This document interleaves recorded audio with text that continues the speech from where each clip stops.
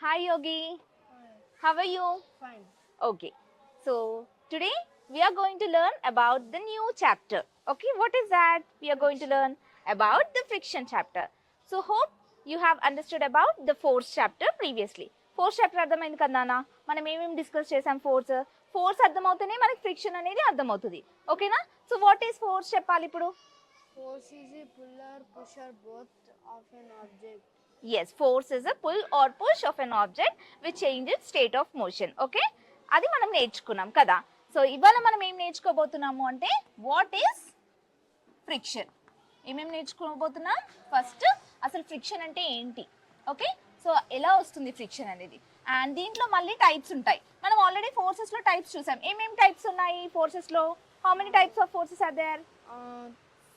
Two types. Yes, very good. ఏంటేంటి? Contact force and force at a distance or field force. Field force, very good. అలానే types of friction అని ఉంటాయి అన్నమాట. So friction లో కూడా మనకి చాలా టైప్స్ ఉంటాయి నాన్న, కానీ మనం మెయిన్ గా ఏంటి 2 టైప్స్ ఆఫ్ ఫ్రిక్షన్స్ డిస్కస్ చేస్తాం. Sliding friction and rolling friction. Okay, yes.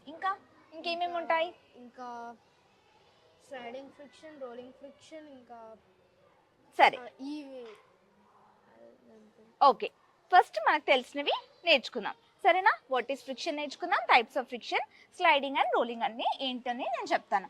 ఇంకా దీంట్లో ఏమేమి డిస్కస్ చేయబోతున్నాం అంటే ఎఫెక్ట్స్ ఆఫ్ ఫ్రిక్షన్. ఓకేనా?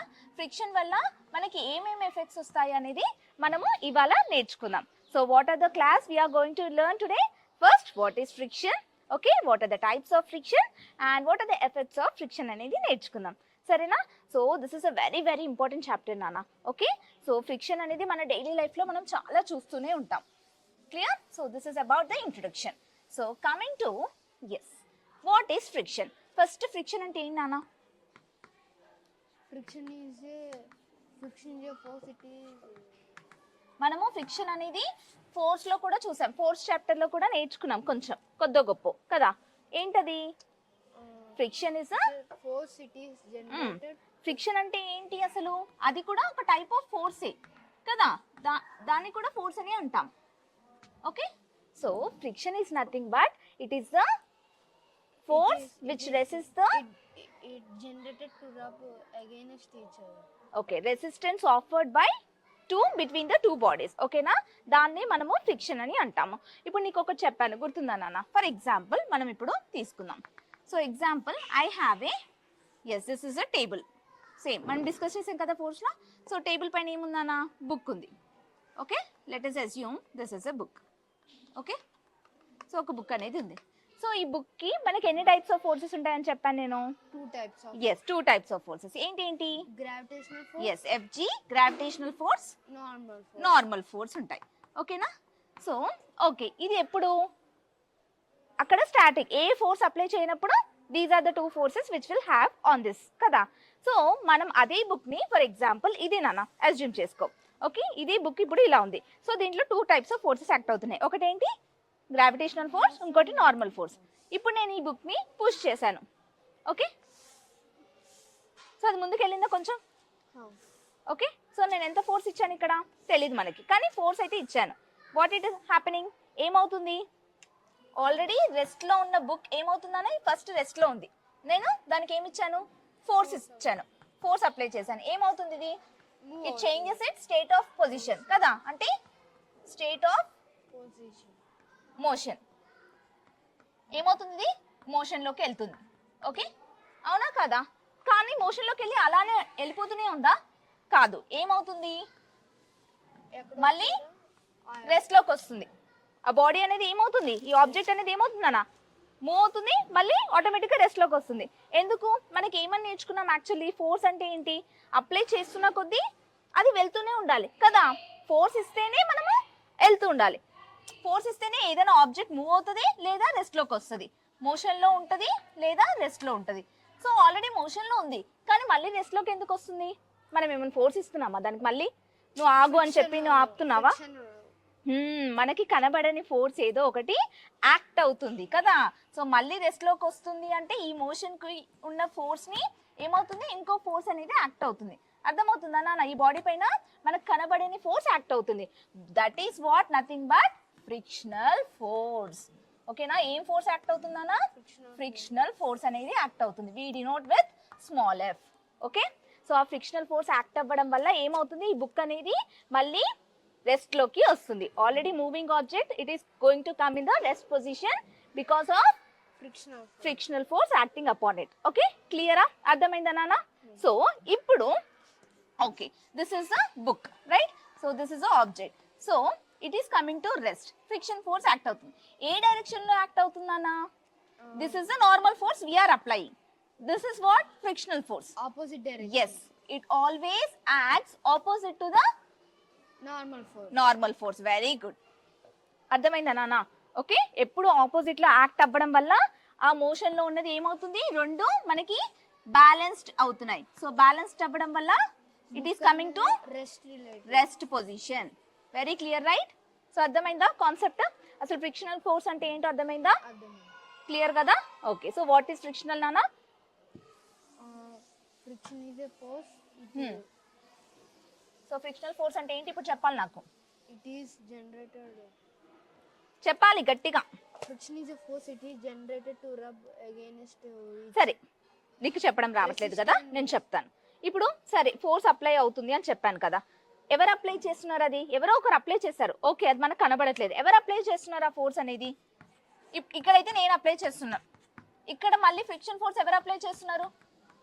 The frictional force applied by the surface కదా. సర్ఫేస్ అనేది అప్లై చేస్తుంది నీకు ఇక్కడ, రైట్? సో నీకు కింద ఒక సర్ఫేస్ ఉంటుంది కదా నాన్న, ఇది టేబుల్.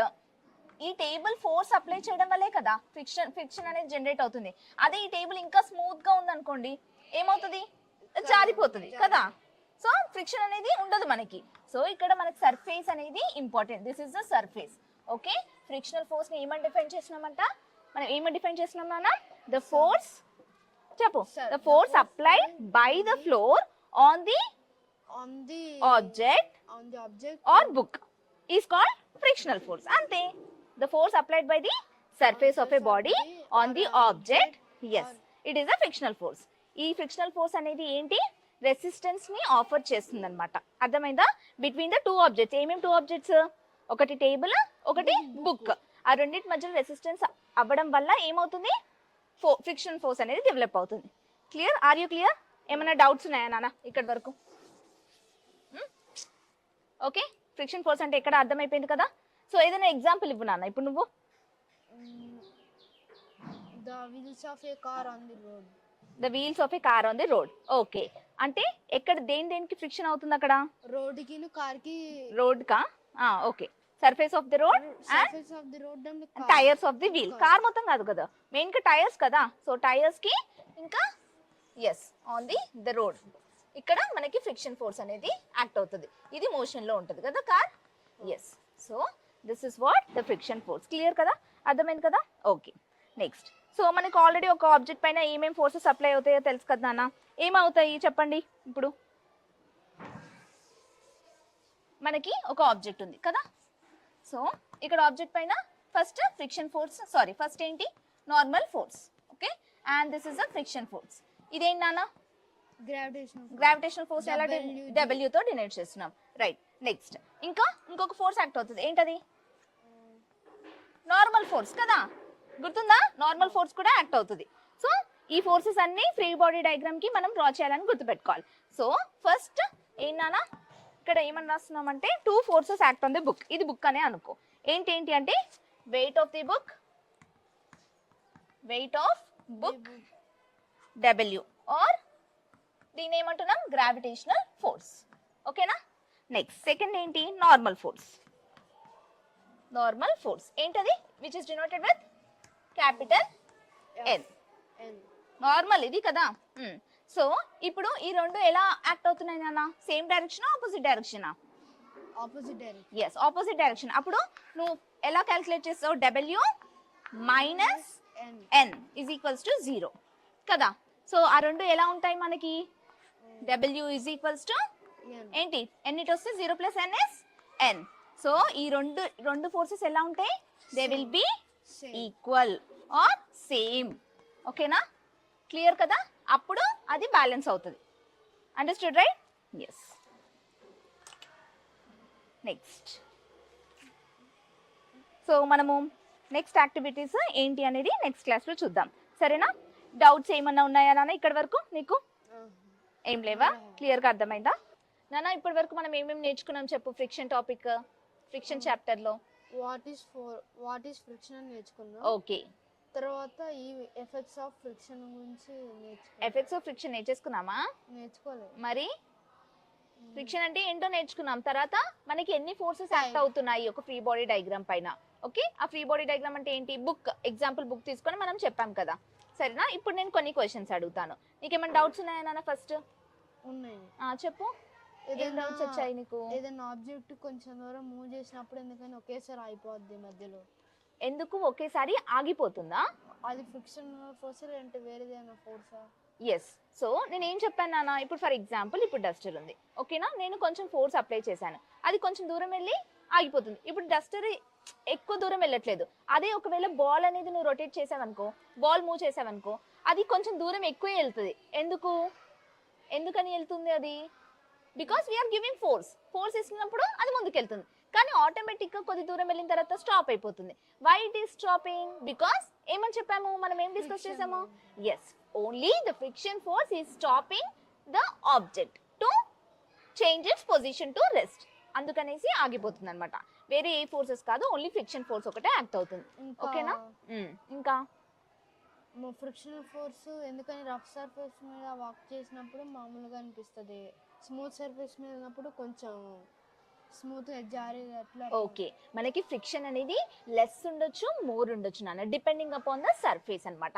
ఇప్పుడు ఫర్ ఎగ్జాంపుల్ నువ్వు ఎక్కడన్నా స్నో వరల్డ్కి వెళ్తావు కదా, నువ్వు వెళ్ళావా ఎప్పుడన్నా?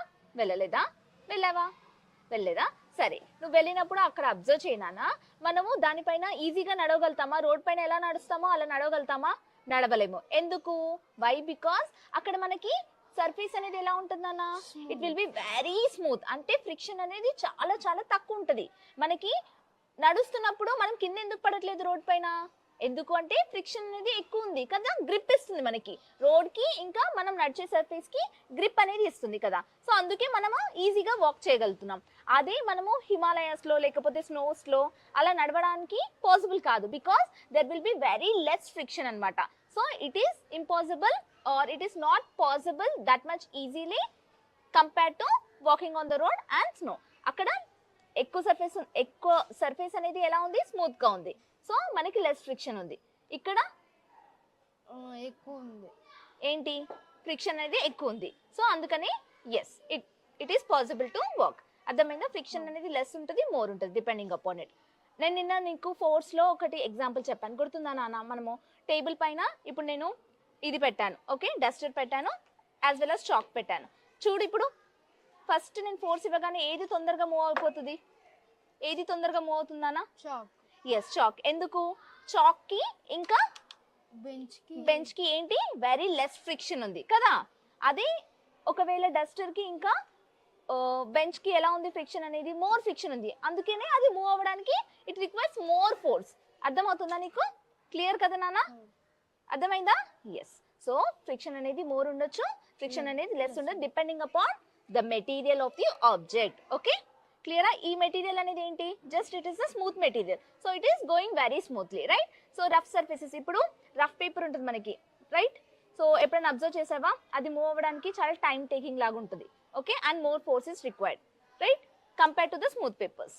Okay, so this is what all about the friction. So friction concept మీకు క్లియర్గా అర్థమవుతే దాని ఎఫెక్ట్స్ ఏంటి, దాంట్లో టైప్స్ ఆఫ్ ఫ్రిక్షన్ అనేది ఏంటి అనేది మనము నేర్చుకుందాం నెక్స్ట్ క్లాస్లో. ఓకే, క్లియర్ కదా నాన్న? ఓకే, సో ఇప్పుడు నేను ఒక క్వశ్చన్ అడిగానా నిన్ను? అర్థమైందని చెప్పావు కదా. Okay, so I will ask you one question.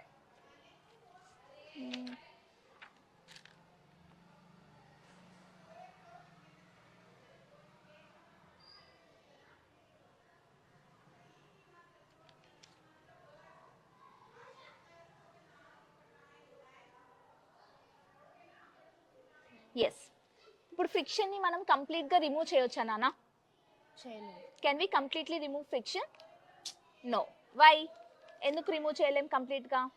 అంటే కంప్లీట్ ఎందుకు రిమూవ్ చేయలేమంటే అది సర్ఫేస్ మీద ఆధారపడి ఉంటుంది కాబట్టి మనం దాన్ని ఏం చేయలేము. రిమూవ్ చేయలేము అని అంటున్నాం. ఇప్పుడు మనము ఏదైనా ఫ్యాక్టరీకి వెళ్ళినప్పుడు అక్కడ మిషన్స్ లో కొన్నిటికి ఫిక్షన్ ఎక్కువ అయిపోతూ ఉంటది, అంటే కదలవు. అబ్జర్వ్ చేసావా నువ్వు? ఆ కదలడానికి ఏం చేస్తాము, కొన్ని లూబ్రికెంట్స్ యాడ్ చేస్తాం. అబ్జర్వ్ చేసావా? Oil అంటే అక్కడ ఫిక్షన్ ని మొత్తం కంప్లీట్ గా తొలగించలేం, కానీ కొన్ని ఏమంటాము, like you can use lubricants to reduce the fiction ని రెడ్యూస్ చేయొచ్చు, కానీ కంప్లీట్ గా అయితే రిమూవ్ చేయలేం. ఓకే, అది గుర్తుపెట్టుకోవాలి నువ్వు. క్లియరా? ఆ. ఓకే.